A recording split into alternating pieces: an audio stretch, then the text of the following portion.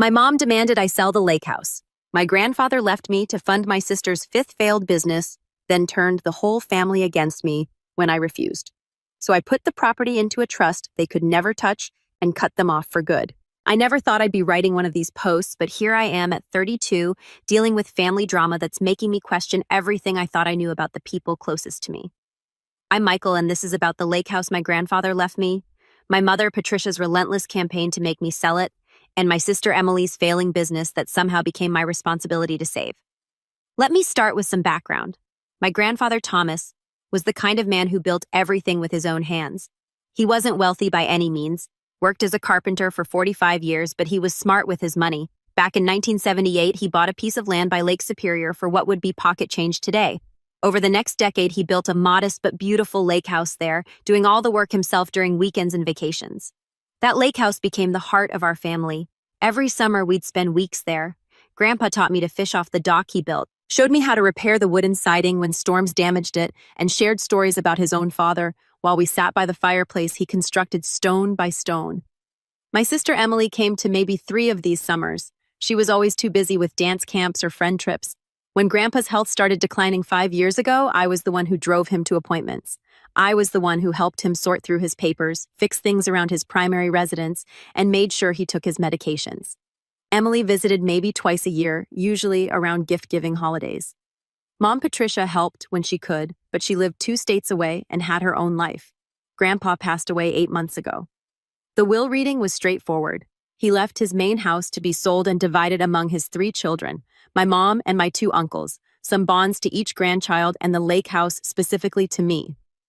The will stated, and I quote, "To my grandson Michael, who understood what this place meant to me, and will preserve what I built with my own hands." At first, everyone seemed fine with it. Mom even said it made sense since I'd spent so much time there with him, but that changed about 3 months ago when Emily announced she was starting a boutique marketing agency and needed investors. Emily has started 4 businesses in the past 6 years, a jewelry line that lasted 8 months, a food truck that she sold at a massive loss after 3 months because the hours were crazy, a subscription box service that never got past the planning stage, and a yoga studio that closed when she realized she'd have to wake up early to teach morning classes. Each time someone in the family bailed her out, usually our parents. This time she needs $200,000 to launch her marketing agency. She's already gotten $50,000 from our parents, maxing out their home equity line of credit. She got another $30,000 from our Uncle David, but she needs more. And suddenly, everyone's looking at me and my lake house. The property is worth approximately $450,000 now. The land alone has skyrocketed in value, and the house, while modest, is in excellent condition because I've maintained it meticulously. Mom called me last month with her proposal. "Michael, honey, you need to think about the family. Emily's business could really take off this time. She's learned from her mistakes. If you sell the lake house, you could give her the money she needs and still have plenty left over. You can buy another vacation property later." I said no immediately. She didn't take it well. "That's incredibly selfish, Michael. Your grandfather would want the family to help each other.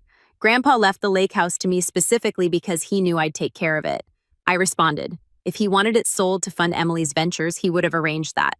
The conversation devolved from there. Mom accused me of being jealous of Emily's entrepreneurial spirit. She said I was hoarding family resources and that my steady but boring job as a software engineer meant I didn't understand the struggles of starting a business. 2 weeks later, Emily called me directly. She started sweet-talking about how the marketing agency was her dream and how she'd learned so much from her past attempts. When I remained firm, her tone shifted. "You know, Michael, that lake house should have been left to all the grandchildren. It's not fair that you got it just because you had more free time to hang out with Grandpa." Free time? I couldn't believe what I was hearing. I used my vacation days to take him to chemotherapy. I spent weekends helping him when he couldn't maintain the property anymore. "Well, some of us were building our futures instead of living in the past," she snapped. "That house is just sitting there empty most of the year while I'm trying to create something meaningful. Your 5th business in 6 years is meaningful. Which part, when you abandon it in 6 months or when Mom and Dad go further into debt, bailing you out?" She hung up on me, but the campaign didn't stop. Mom started calling daily. She'd alternate between guilt trips about family loyalty and promises that Emily would pay me back with interest once the business succeeded. She even suggested I could be a silent partner in the agency. Then came the family dinner last Sunday. I should have known it was an ambush when Mom insisted everyone come, even cousins who lived hours away. Halfway through dinner, she stood up with a glass of wine and started a speech about how families support each other and how Grandpa's true legacy was the love between us, not physical properties. Then Emily stood up with a whole presentation, literally a PowerPoint she connected to the TV about her business plan and how the Lakehouse sale could transform the family's financial future. She'd even calculated how much each family member could get if I sold and distributed the money. I sat through 20 minutes of this before standing up myself. The Lakehouse isn't for sale. It will never be for sale. Grandpa left it to me to preserve, not to liquidate for Emily's latest scheme. This discussion is over. Mom's face went red. Michael Thomas, you will not speak to your sister that way. We're trying to have a rational discussion about family assets. It's not a family asset. It's my asset left to me specifically, and I'm done discussing it. I left immediately, but the text started before I even got home. Emily called me disgustingly selfish. Mom said I was breaking her heart. Even my Aunt Jennifer, who usually stays out of drama, texted that I should consider the bigger picture. The only support came from my cousin Brandon, who texted good for you. Grandpa knew what he was doing. Emily's burned through enough family money. That was yesterday. This morning I woke up to an email from Emily with a subject line business proposal. Please read. She's offering me 25% equity in her company in exchange for a $200,000 investment from the Lakehouse sale proceeds. She promises I'll make my money back within 2 years. I haven't responded, but I did something else. I called my lawyer, the same one who helped execute Grandpa's will.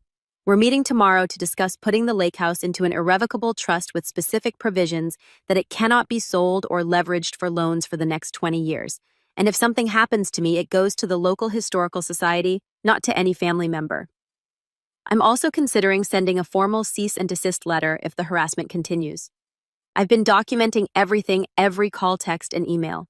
My girlfriend Sarah, who's been incredibly supportive through this, suggested I might need a restraining order if Emily shows up at my house again like she did last week, banging on the door at 11 p.m., demanding we talk like adults. The part that hurts most is that they're destroying exactly what Grandpa valued. He didn't care about money or business ventures. He cared about hard work, preservation, and the simple joy of a place where family could gather without agenda or drama. Every time I drive up to the Lakehouse now, I think about him building it board by board. And I know I'm making the right choice. But I also feel incredibly alone, except for Brandon and Sarah. Everyone thinks I'm the villain in this story. Mom keeps saying I'm choosing property over family. But isn't she the one doing that by making my relationship with them contingent on selling? I know this is long, but I needed to get it out. I'm meeting with the lawyer tomorrow, and I'm not backing down. That Lakehouse is staying in my hands, even if it costs me my relationship with my mother and sister. Grandpa trusted me with his legacy, and I won't let him down. Update 1, the legal protection. It's been 3 weeks since my initial post, and things have escalated in ways I never imagined. I met with my lawyer, Robert, the day after posting, and we've put ironclad protections in place. But the family's reaction has been nuclear. First, the legal stuff. Robert helped me establish the Thomas Legacy Trust named after my grandfather. The Lakehouse is now held in this irrevocable trust with me as the sole trustee and beneficiary during my lifetime. The terms are specific. The property cannot be sold mortgaged or used as collateral for any loan for 20 years. If I die, it goes to the local historical society with provisions that it must be maintained as a historical property and used for educational purposes about the region's architectural heritage. The kicker, we added a clause that if any family member attempts legal action to contest or break the trust, they're automatically excluded from ever using the property even as a guest. Robert called it the nuclear option, but after what's happened, I'm glad we included it. The trust was finalized last Tuesday. I informed the family via group email on Wednesday, thinking it would end the discussion. I was wrong. Mom called me within an hour, screaming so loudly that Sarah could hear her from across the room. She called me vindictive, cruel, and said I was spitting on my grandfather's grave. The irony of that last one seemed lost on her. "You've literally stolen from your sister's future," she yelled. "That trust is just spite." "The trust is protection," I replied calmly. "Protection of Grandpa's legacy from exactly this kind of pressure." She hung up, but that was just the beginning. Thursday morning, Emily showed up at my workplace. Security had to escort her out after she caused a scene in the lobby, screaming that I was destroying her dreams and that she'd make sure everyone knew what kind of person I was. My manager thankfully was understanding when I explained the situation, but it was mortifying. That evening, Emily started a social media campaign. She posted on Facebook, Instagram, and even LinkedIn about how her narcissistic brother was hoarding family wealth while she was trying to build something meaningful. She conveniently left out her failed business history and the trust fund Grandpa left her that she burned through in 2 years. The post got dozens of comments from extended family and family friends. Most were supportive of her, saying things like, "Family should help family, and money isn't everything." But then Brandon started responding with receipts, screenshots of Emily's past GoFundMe campaigns for her failed businesses, photos from the 3 times she visited Grandpa in 5 years versus the hundreds of photos of me there, and even a screenshot of a text where Emily called the Lakehouse that musty old shack just 2 years ago. My Uncle David, who'd given Emily $30,000, privately messaged me. "I'm starting to see why Thomas left the house just to you. Stay strong." Then came Friday, the day that changed everything. Mom and Emily showed up at my house with a man they introduced as Thomas, ironically sharing my grandfather's name, a family mediator they'd hired. They wanted to have an intervention about my addiction to control. I refused to let them in and called my lawyer immediately. Robert advised me to record the interaction, which I did. The mediator started by saying that property disputes can tear families apart, and that he was there to help us find a mutually beneficial solution. "There's no dispute," I said, through the door security chain. "I own the property. It's in a trust, and this conversation is over." Emily lost it. She started pounding on the door, screaming that I was ruining her life, that she'd already told investors she had the capital, and that I'd be responsible when her business failed. "You've already told investors you have money you don't have?" I asked, recording everything. "That sounds like fraud, Emily." The mediator quickly ushered them away after that, probably realizing the legal liability he was walking into. Saturday brought a new development. Mom had convinced her brother, my Uncle Richard, to call me. Richard is a retired judge, and I'd always respected him. He listened to my side and then said something that surprised me. "Michael, your grandfather talked to me about this before he passed. He said he was leaving the Lakehouse to you because you were the only one who understood its value beyond dollars. He specifically said he didn't want it sold to fund what he called Emily's adventures. Stand your ground, son." That validation meant everything, but it also made me angry. Mom knew Grandpa's wishes and was still trying to override them. Sunday, I decided to be proactive. I sent a formal cease and desist letter to both Mom and Emily, drafted by Robert. It stated that any further harassment, including showing up at my home or workplace, would result in a restraining order. It also mentioned that Emily's public statements about me could be considered defamation and that I was prepared to pursue legal action if they continued. The response was swift. Emily blocked me on all social media, but not before posting one last rant about how I was threatening my own family with legal action over money. Mom sent a long text about how I'd broken her heart and that she couldn't believe she'd raised such a cold, calculating son. But here's the interesting part. Emily's potential investors apparently saw her social media meltdown. Brandon forwarded me a message from one of them who'd reached out to him saying they were reconsidering their involvement given Emily's emotional instability and questionable judgment. Yesterday, my Aunt Jennifer called. She'd been neutral until now, but she said something that stuck with me. "Your mom is embarrassed. She's been telling her friends for months about Emily's new business and how successful it would be. She sees your refusal as a public humiliation. This isn't about the money anymore. It's about her pride. That helped me understand, but it doesn't change anything. I've started spending weekends at the Lakehouse now, something I couldn't do when the drama was at its peak. I'm working on restoring the dock just like Grandpa taught me. Sarah comes with me, and we've been cataloging all of Grandpa's handwritten notes about the construction planning to create a historical record for the Historical Society. Brandon visited last weekend, and we found Grandpa's old toolbox in the workshop still labeled with his initials. Inside was a note he'd apparently left there years ago for whoever cares enough to keep building. I'm keeping building, Grandpa, even if I have to do it alone. Update 2: the family fracture. It's been 2 months since the cease and desist letter, and the family dynamics have completely shifted. Some relationships are destroyed, others have surprisingly strengthened, and Emily's house of cards has started collapsing. First, the immediate aftermath of the legal letter. Mom didn't speak to me for 3 weeks, then sent a formal-sounding email saying she was respecting my wishes for distance, but that I'd created an irreparable rift in the family. She ended with, "I hope the property brings you the happiness that family obviously couldn't." Emily, on the other hand, went scorched earth. Despite blocking me on social media, she started a blog called When Family Fails, where she wrote thinly veiled posts about toxic siblings and financial abuse within families. She never used my name, but anyone who knew us could figure it out. Each post got more unhinged, including one where she claimed I'd manipulated a dying man to get the inheritance. That post was her mistake. My Uncle Richard, the retired judge, sent her a stern warning about defamation laws. He also sent me a copy adding, I've told Patricia she needs to get Emily professional help. This isn't normal behavior even for a disappointed person. Meanwhile, I've been living my life. Sarah and I have been spending every weekend at the Lakehouse, and we've made incredible progress on restoration. We found old blueprints Grandpa had drawn by hand showing his plans for expansions he never got to complete. We've started working on a screened-in porch he designed for my grandmother before she passed. But the real drama started 6 weeks ago when Emily's business began imploding before it even launched. Remember those investors she'd told that she already had capital? Well, they started asking for proof of funds. When she couldn't provide it, they pulled out. Then the friend she'd partnered with for the agency discovered Emily had been using their shared business credit card for personal expenses, apparently planning to pay it back with the Lakehouse money she'd assumed she'd get. The partner not only dissolved the partnership, but also threatened legal action. Emily needed a lawyer, and guess who she expected to pay for it? When Mom called me asking if I'd at least help with legal fees, I simply reminded her of the cease and desist letter and hung up. That's when the extended family started choosing sides. My Aunt Margaret, Mom's sister, called me selfish and said I was letting pride destroy the family. But my Uncle David sent me a check for $5,000 with a note for the Lakehouse restoration. Thomas would be proud. I sent it back with thanks, saying I didn't need the money, just the support. He framed my return letter and posted it on Facebook with the caption, "Integrity looks like this." The real surprise came from my cousins. Brandon organized what he called a Lakehouse work weekend.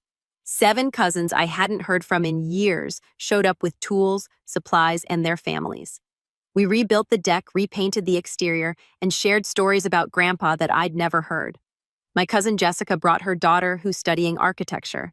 The girl was fascinated by Grandpa's hand-drawn plans and asked if she could use them for her thesis project on vernacular architecture and family legacy. I immediately agreed and gave her access to all of Grandpa's documents. During that weekend, the truth about Emily started coming out. Cousin Aaron mentioned that Emily had hit him up for a $10,000 loan 3 years ago that she'd never paid back. Jessica revealed that Emily had tried to sell her a spot as a founding investor in not 1, but 3 of her previous businesses. Brandon's wife mentioned that Emily had even created a fake charity fundraiser, once claiming it was for sick children, but keeping the money for her yoga studio. "We all knew what Thomas was doing when he left you the house," Aaron said. "He told me once that you were the only one who saw it as more than property. Emily sees everything as a potential liquidation." That weekend was healing, but it also highlighted the family divide. Mom found out about the gathering from Facebook photos and sent a group text. "I see you're all choosing sides. Remember this when you need family support." Brandon responded, "We are supporting family, the family member who's preserving our grandfather's legacy, not trying to sell it." 3 weeks ago, Emily's situation got worse. The business partner filed a formal complaint with the police about the misused funds. It turns out Emily had charged almost $15,000 in personal expenses, planning to pay it back with her Lakehouse windfall, since she'd explicitly told the partner she had an inheritance coming. It's being investigated as fraud. Mom called me crying, begging me to help Emily. She could go to jail. "Michael, is that what you want your sister in jail?" "I want my sister to face the consequences of her actions," I replied. "Just like any adult should. She's only in this position because you wouldn't help her. No, she's in this position because she committed fraud. She spent money that wasn't hers based on an assumption about money that also wasn't hers." Mom hung up and hasn't called since. Last week, I got a certified letter from Emily's lawyer. She's trying to contest the trust, claiming undue influence and mental incapacity regarding Grandpa's will. Robert laughed when he saw it. She just triggered the clause that bars her from ever accessing the property. This is the legal equivalent of shooting herself in the foot. He filed a response that included the trust's no contest clause and asked for Emily to pay my legal fees for the frivolous lawsuit. He also included affidavit from Richard and 3 other family members confirming Grandpa's mental clarity and his explicit wishes for the property.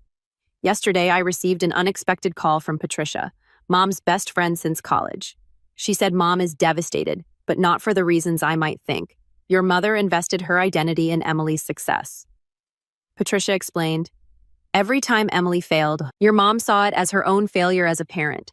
She thought this business would finally vindicate all the support she's given Emily over the years. Your refusal to sell the Lakehouse isn't just about money. It's about her having to finally admit that Emily is a serial failure, and she enabled it. It was insightful, but didn't change anything. I've accepted that my relationship with Mom might never recover. Emily is facing potential criminal charges, and I won't intervene. But I've also gained something unexpected.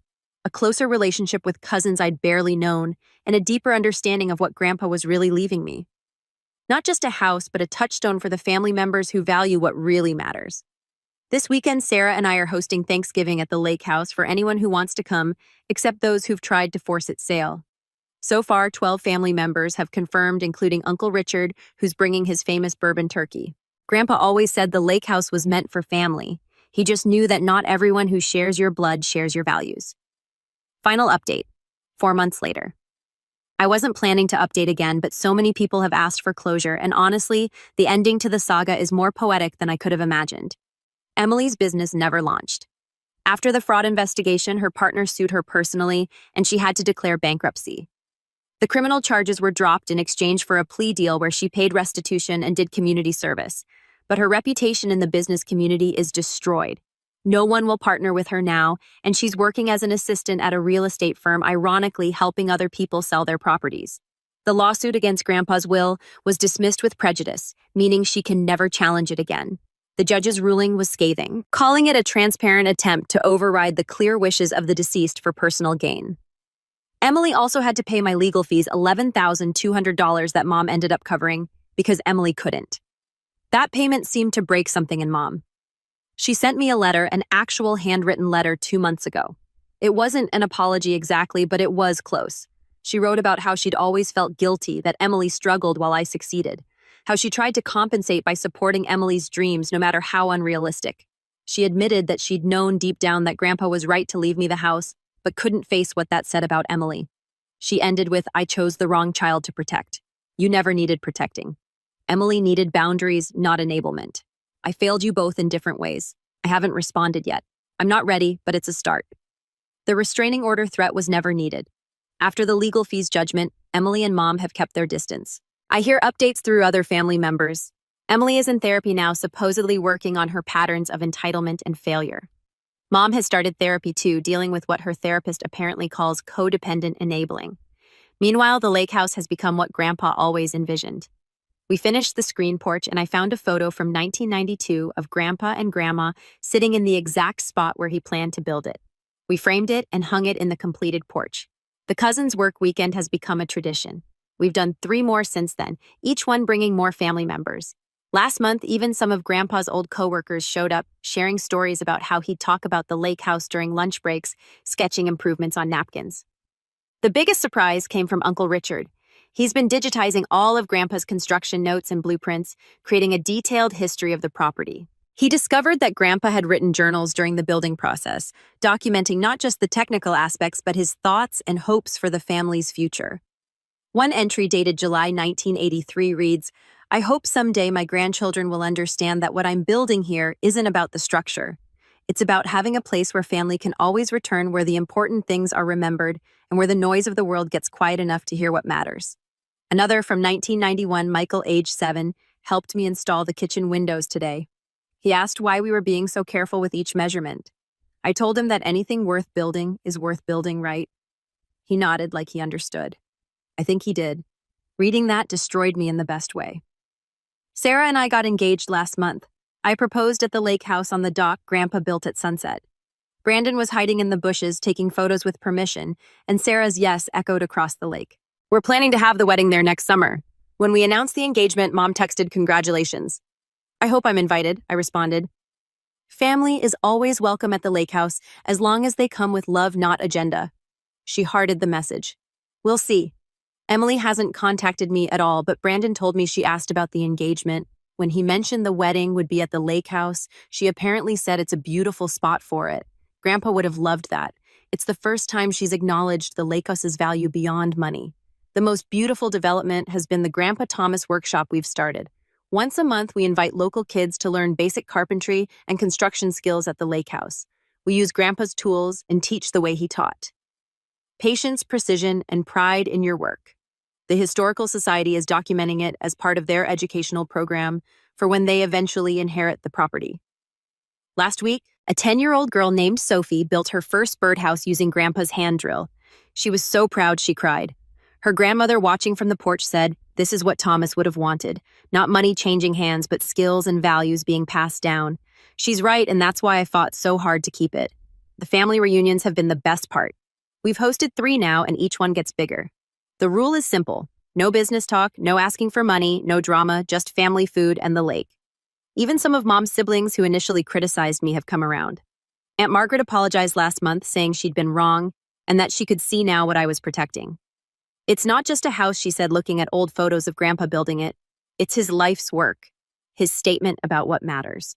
The last reunion had 43 people. We cooked Grandpa's famous fish fry recipe, told stories until midnight, and Brandon's kids caught their first fish off the dock.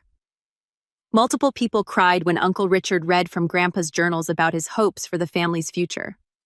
I've started my own journal documenting the restoration in these gatherings.